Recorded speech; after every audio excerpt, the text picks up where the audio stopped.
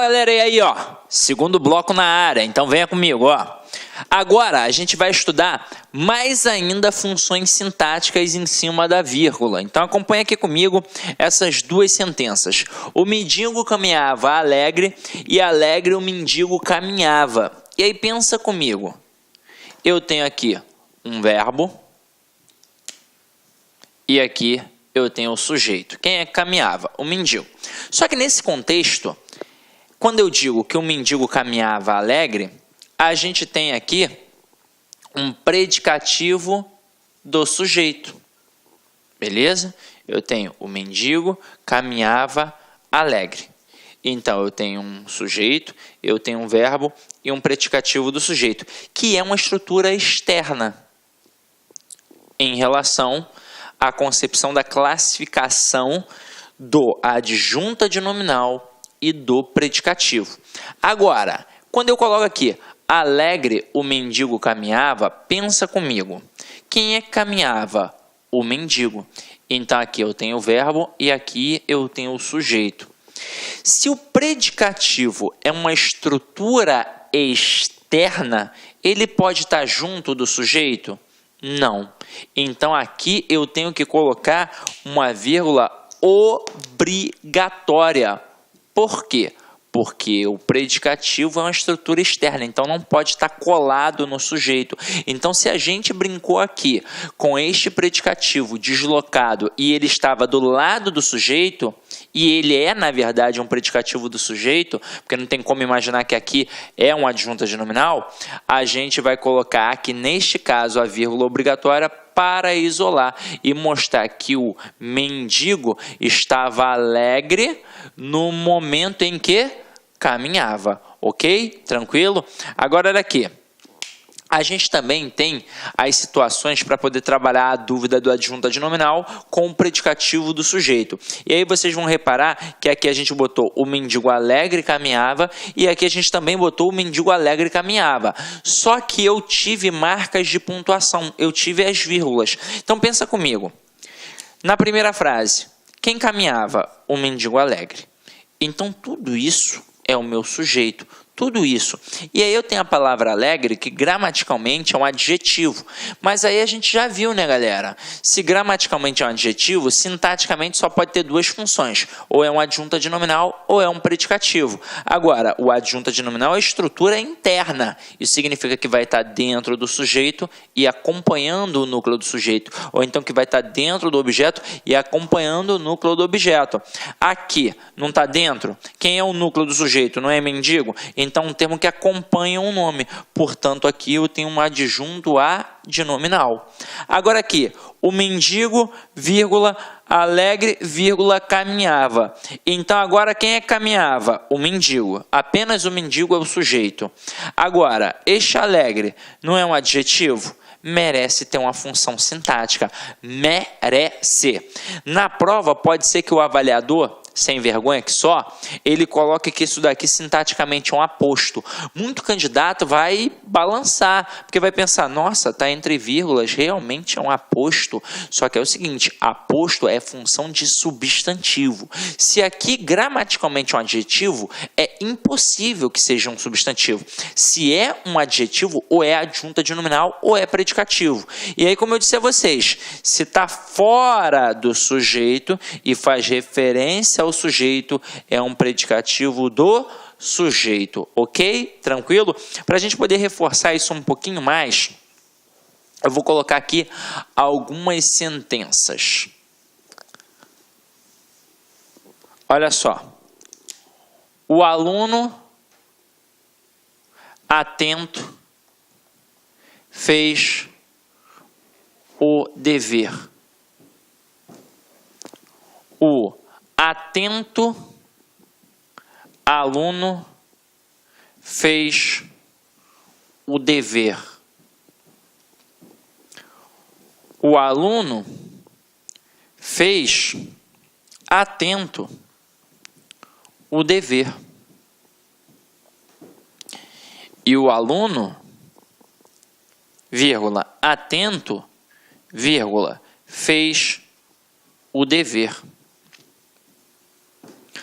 E aí eu vou pontuar aqui, ó, frases 1, 2, 3 e 4. Turma, nessa hora, são diversas possibilidades de questões que os avaliadores podem criar, mas diversas. O camarada pode trabalhar uma questão de predicado, perguntar se é um predicado verbo ou nominal, se é um predicado verbal ou então um predicado nominal. Pode trabalhar a questão da pontuação, pode trabalhar a questão da classificação da função sintática, pode trabalhar principalmente a classificação semântica e trabalhar em cima até de um processo interpretativo. Porque olha só, eu posso, sem sombra de dúvidas, afirmar que as frases 1 e 2 são idênticas morfologicamente, sintaticamente e semanticamente ao aluno Pera. Ué, mas como assim? A frase 1 é igual à frase 2? Você tá maluco, Sidney? Eu tô falando sério. Elas são idênticas. Quer ver? Primeiro, morfologicamente. Este O que aparece nas duas frases, ele morfologicamente é um artigo. Agora, pega a palavra aluno nas duas, gramaticalmente, morfologicamente, é um substantivo.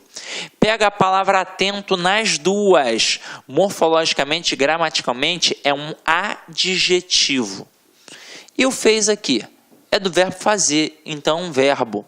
Este O nas duas é um artigo. E dever aqui no caso, nas duas, é um substantivo. Então, matei. Agora, vamos ver sintaticamente. Para eu poder fazer uma avaliação sintática, não adianta, eu só consigo fazer se eu achar o verbo. Tanto é que se não tem verbo na estrutura, não tem análise sintática, é impossível. Para ter análise sintática, tem de ter verbo. E é até por isso que, na verdade, a nossa análise é morfossintática. Até porque ela depende do verbo para poder existir.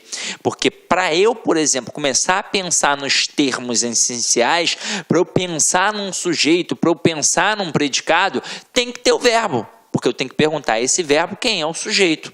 Agora, quem fez o dever? Aí na primeira frase, o aluno atento.